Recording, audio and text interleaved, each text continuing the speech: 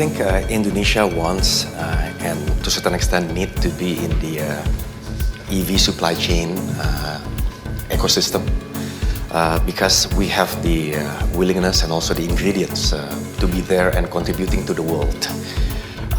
Below the ground, we have critical minerals such as nickel. 22% of nickel is in Indonesia.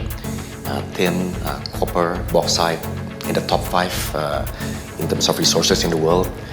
And above the ground, we have the renewable energy potentials such as geothermal, hydro, solar, wind, and the government is planning in the next 15 years to install 100 gigawatt, in which 75% coming from renewable energy, so 75 gigawatt, which is the same with the whole installation so far in Indonesia. And also we are very proud with the biodiversity that we have.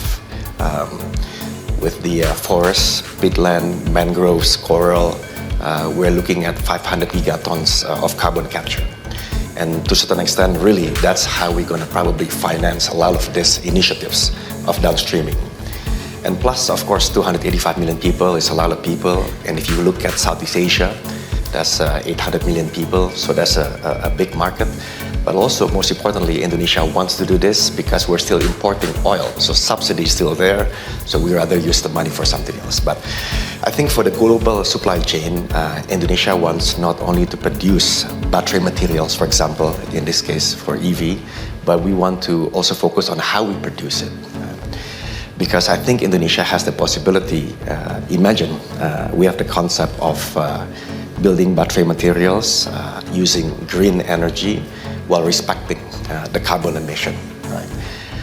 And Indonesia can do it. A lot of the companies that we have in Indonesia is already supplying not to only China. I know we are going to be talking about China, which has tremendous technology, right? But also to Europe with Eramet, for example, the company, or Volkswagen, or to the US, with Ford, for example. So the big standard like IRMA 50, hopefully in September, Indonesia as a whole can do that. So I think Indonesia is open for business. We would like to say we're equal opportunity supplier for the sake of discussion, and I think that's why it's quite exciting.